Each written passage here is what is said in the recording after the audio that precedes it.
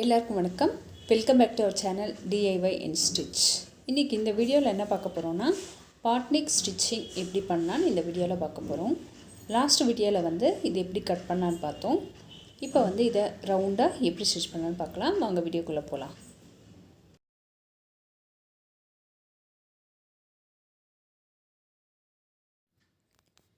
இப்போது ப்ளவுஸில் main cloth எடுத்து வச்சுருக்கேன். இது ரைட் சைடாக போட்டு வச்சுருக்கேங்க. இப்போ லைனிங்கில் நம்ம ஸ்டிச் பண்ணி திருப்பினோன்னா நம்மளுக்கு ரைட் சைடாக வரும். அதனால் ரைட் சைடாக எடுத்துக்கோங்க. அதே மாதிரி மெயின் கிளாத்தில் நெக்கு கட் பண்ணாமல் வச்சுருக்கோம். இப்போ நம்ம சுற்றி கிளாத் இருக்கிற மாதிரி பார்த்துட்டு நம்ம ஸ்டிச் பண்ணணும். அப்போ தான் நம்மளுக்கு நெக்கு ப்ராப்பராக வரும். இப்போது நான் ரோப் ஸ்டிச் பண்ணி வச்சுருக்கேங்க. நான் பழைய வீடியோஸில் நான் டீட்டெயிலாக எப்படி இது ஸ்டிச் பண்ணணுன்னு போட்டிருக்கேன். வேணும்னா டிஸ்கிரிப்ஷனில் லிங்க் கொடுக்குறேன், பார்த்துக்கோங்க. இப்போ இது நடுவில் நம்ம சின்ன நெக்கு ஒன்று கட் பண்ணியிருக்கோம் பாருங்கள். இப்போது நம்ம சின்ன நெக்கோட மிடில் கரெக்டாக நோட் பண்ணி வச்சுக்கோங்க. இப்போ நெக்கு ஸ்டிச் பண்ணும்போது அது கூட நம்ம இது ஸ்டிச் பண்ணிட்டோன்னா நம்மளுக்கு இது செப்பரேட்டாக தைக்கிற ஒரு அவசியம் இருக்காது. இப்போ ஃபஸ்ட்டு சின்ன நெக்கு ரவுண்டாக ஸ்டிச் பண்ணும்போது கரெக்டாக இது ஃபிக்ஸ் பண்ணிடணும். இந்த உள் சைடாக வச்சுட்டு இந்த மிடில் கரெக்டாக பிடிச்சிக்கோங்க. இந்த மாதிரி பிடிச்சிட்டு அதே கீழே எதுவுமே மாட்டாமல் பார்த்துக்கோங்க. இப்போ இந்த ரவுண்ட் நெக் ஸ்டிச் பண்ணிடலாம். இப்போ நெக்கோட மிடில் வந்துச்சு. இப்போ இந்த மாதிரி திருப்பிட்டு லைட்டாக ரஃப் பண்ணிக்கோங்க. அதுக்கப்புறமா இந்த ரவுண்டை நம்ம இப்போ ஸ்டிச் பண்ண போகிறேன். நீங்கள் எப்போவுமே நெக்கு இந்த மாதிரி கட் பண்ணாமலே இந்த மாதிரி ப்ராக்டிஸ் பண்ணிக்கோங்க. இது பிகினர்ஸ்க்கே இல்லைங்க, நல்லா ஸ்டிச் பண்ணுறவங்க கூட இந்த மாதிரி ஸ்டிச் பண்ணுவாங்க. நம்ம நெக்கு கட் பண்ணிட்டோன்னா நம்மளுக்கு கரெக்டான ஒரு ஷேப் வராது. அதனால் இதே மாதிரி ப்ராக்டிஸ் பண்ணிக்கோங்க. இப்போ இந்த பக்கமும் நம்ம கரெக்டாக இது நெக்கு வர்றதுக்கு முன்னாடி இந்த மாதிரி செட் பண்ணி வச்சுக்கிறேன்.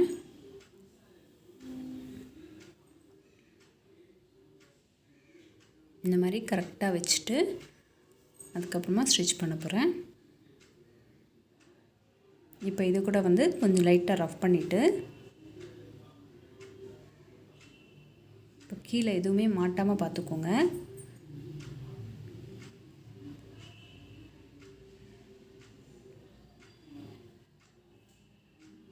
இப்போது இந்த ஷோல்டர் முடிக்க போகிறேங்க. இப்போ இதுக்கு மேலேயே இன்னொரு ஸ்டிச் பண்ணோன்னா நம்மளுக்கு லைஃப் நல்லா வரும். இப்போ ரெண்டுமே போட்டு முடிச்சிட்டேங்க. இப்போ நெக்கு சுற்றி கட் பண்ணிக்க போகிறேங்க. நம்ம லைனிங் கிளாத்தில் எந்த அளவுக்கு நம்ம கட் பண்ணியிருக்கோமோ அதே மாதிரி இதை கூட கட் பண்ணிக்கணும். இப்போ கரெக்டாக அந்த மிடில் இந்த மாதிரி கரெக்டாக கட் பண்ணிவிட்டு அதுக்கப்புறமா இந்த ரவுண்ட் ஷேப் கட் பண்ணிக்கணும்.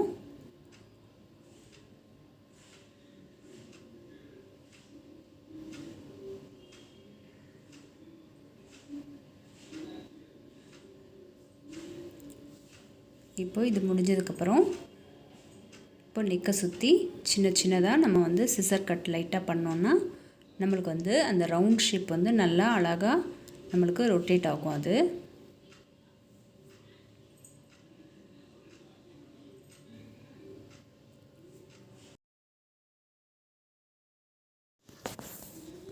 இப்போ இது ஃபுல்லாகவே நம்ம திருப்பிக்கலாம். இந்த மாதிரி திருப்பிட்டு இந்த ரோப் பிடிச்சி லைட்டாக இழுத்திங்கன்னா நம்மளுக்கு நெக்கு நீட்டாக வந்துடும் பாருங்கள். இப்போ நீட்டாக வந்துச்சு பாருங்கள். இதே மாதிரி அந்த பக்கமும் நம்ம ரோப்பை பிடிச்சி இழுத்தோன்னா நம்மளுக்கு நீட்டாக வந்துடும். இப்போது இந்த லைனிங் திரும்புகிற மாதிரி நல்லா இதை திருப்பி வச்சுட்டு வெளியே தெரியாமல் நம்ம இதுக்கு மேலே ஒரு ஸ்டிச் பண்ண போகிறேன்.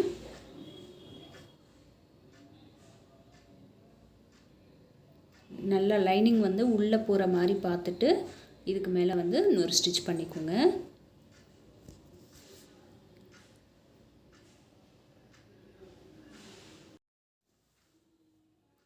இப்போது அந்த எட்ஜில் வந்து நான் வந்து ஸ்டிச் பண்ண போகிறேங்க. நல்லா அந்த கார்னரில் போட்டிங்கன்னா நல்லாயிருக்கும் பார்க்குறதுக்கு. இப்போ லைட்டாக ரஃப் பண்ணிவிட்டு இந்த பிளேஸில் அதுக்கப்புறமா வந்து நம்ம இந்த ரவுண்ட் நெக்கை வந்து ஸ்டிச் பண்ண போகிறேன். நல்லா லைனிங்கெல்லாம் உள்ளே தள்ளிட்டு அதுக்கப்புறமா வந்து மேலேயே ஸ்டிச் பண்ணிக்கோங்க.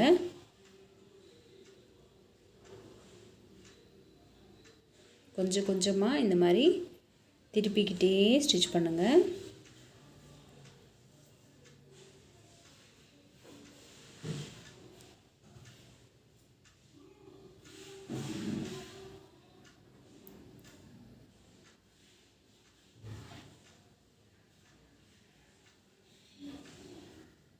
இப்போது இந்த கார்னர் கூட வருது பாருங்கள். அதே மாதிரி அந்த ரோப்பு கிட்ட வரும்போது லைட்டாக ரஃப் பண்ணிவிட்டு அதுக்கப்புறமா வந்து ஸ்டிச் பண்ணிக்கலாம்.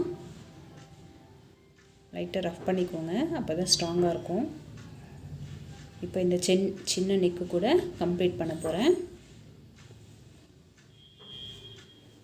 இப்போது இது முடிஞ்சிச்சு. இப்போ இதை திருப்பி வச்சுட்டு லைனிங்கும் மெயின் கிளாத்தும் ஒன்றா இருக்கிற மாதிரி ஃபுல்லாக நான் வந்து ஸ்டிச் பண்ணிக்க போகிறேன்.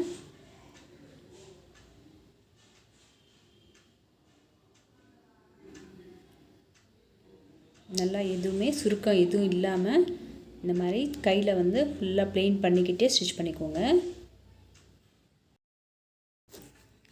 நான் இதுலேயே நான் வந்து ரோப் தைச்சிருக்கேன். இது வந்து ரொம்ப பிகினர்ஸ்க்கு வந்து ரொம்பவே கஷ்டமாக இருக்கும். எதுக்குன்னா இது வந்து திரும்பாது. அதனால் வந்து ஃபஸ்ட் டைம் நீங்கள் ஸ்டிச் பண்ணும்போது நார்மலான சில்க் கிளாத்து இல்லைன்னா பூனம் மெட்டீரியல் அந்த மாதிரி ட்ரை பண்ணி பாருங்கள். ரோப் வந்து ஈஸியாக வரும். காட்டன் கூட வந்துடும். இது வந்து கொஞ்சம் கஷ்டமாக இருக்கும்.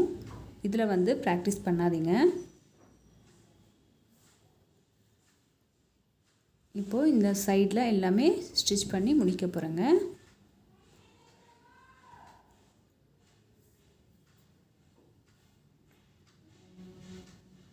இப்போது எதுவுமே சுருக்கம் இல்லாமல் நம்ம வந்து இந்த மாதிரி ஸ்டிச் பண்ணி முடிச்சிடணுங்க.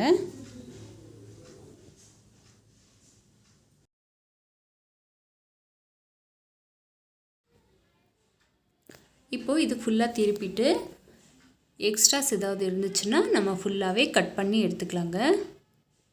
இந்த மாதிரி எக்ஸ்ட்ராஸ் இருந்துச்சுன்னா தான் நல்லது நம்மளுக்கு. நம்ம மெயின் கிளாத்தில் வந்து எக்ஸ்ட்ரா இல்லைன்னா நம்மளுக்கு வந்து சைடில் எங்கன்னா கம்மியாகிடும். அதனால் வந்து இந்த மாதிரி எக்ஸ்ட்ரா இருக்கிறது நல்லது தான். ஃபுல்லாக வந்து கட் பண்ணி எடுத்துட்டேன். இப்போ கீழே வந்து பட்டி வந்து ஜாயின் பண்ண போகிறேன். அதுக்காக நான் வந்து ஒரு 2 இன்ச்சில் வந்து லைனிங் கிளாத் எடுத்து வச்சுருக்கேங்க. இதை வந்து இப்போது இதுக்கு ஜாயின் பண்ண போகிறேன்.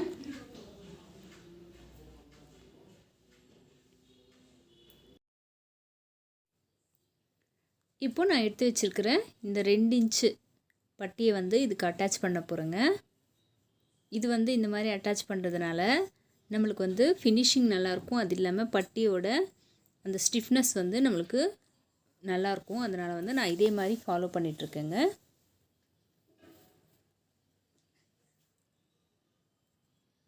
இப்போது இதுக்கு மேல் தையல் வந்து போட போகிறேன்.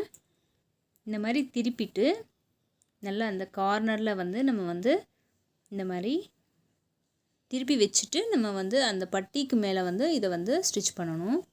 அப்போ தான் நம்மளுக்கு வந்து கரெக்டாக அது வந்து திரும்பும். இப்போ சின்னதாக ஃபோல்ட் பண்ணி இன்னொரு ஸ்டிச் பண்ண போகிறேங்க. இது ஒரே வாட்டி கூட ஃபோல்ட் பண்ணி ஸ்டிச் பண்ணிக்கலாம் வேணும்னா. நான் எப்போ இதே மாதிரி தான் ஃபாலோ பண்ணிகிட்ருக்கேன். இப்போது இன்னொரு ஃபோல்ட் பண்ணிவிட்டு ஹெம்மிங்கும் பண்ணிக்கலாம், வேணும்னா ஸ்டிச்சும் பண்ணிக்கலாம்.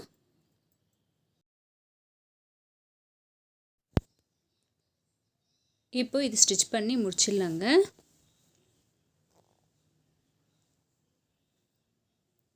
நம்மளுக்கு வந்து நீட்டான ஃபினிஷிங் வரும். இந்த மாதிரி ஃபோல்ட் பண்ணி தைச்சி முடிச்சிட்டோன்னா நம்மளுக்கு வந்து சுருக்கம் எதுவுமே வராமல் நீட்டாக இருக்கும் பார்க்குறதுக்கு.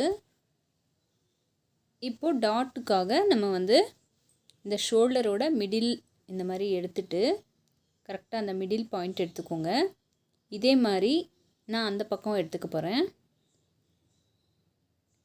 இந்த மாதிரி ரெண்டுமே ஒரே வாட்டி எடுத்துட்டு இப்போ மார்க் பண்ணிக்கலாம். ஒரு 3.5 இன்ச்சில் வந்து நான் மார்க் பண்ணிக்க போகிறேங்க.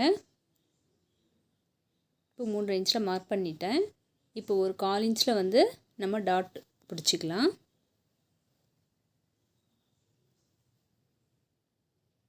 இப்போ வர வர வந்து அப்படியே ஸ்லோவாக 0க்கு நம்ம வந்து கொண்டு வந்துடணும். அதை அப்போ தான் நம்மளுக்கு வந்து சுருக்கம் வராமல் நீட்டாக இருக்கும் பின்னாடி பார்க்குறதுக்கு. அதே மாதிரி இதை கூட வந்து நான் ஸ்டிச் பண்ணி முடிச்சுக்க போகிறேங்க. ஃபஸ்ட்டு 1/4 இன்ச் இருக்கும், வர வர வந்து 0க்கு கொண்டு வந்துடணும் நம்ம. இப்போ நான் முடிச்சிட்டேன். இதே மாதிரி உங்கள் ப்ளவுஸையும் இந்த நியூ இயரில் நீங்களே கட் பண்ணி ஸ்டிச் பண்ணி போட்டு பாருங்கள். ஈஸியாக இருக்கும். பிகினர்ஸ்க்கு வந்து ரொம்பவே யூஸ்ஃபுல்லாக இருக்கும். இந்த வீடியோ உங்களுக்கு பிடிச்சிருந்துச்சுன்னா DIY ஸ்டிச் சேனல் சப்ஸ்கிரைப் பண்ணிக்கோங்க. கூட இருக்கிற பெல் ஐக்கனை கிளிக் பண்ணுங்கள். இந்த வீடியோ பார்த்ததுக்கு நன்றி. அடுத்த வீடியோவில் சந்திப்போம். பாய்.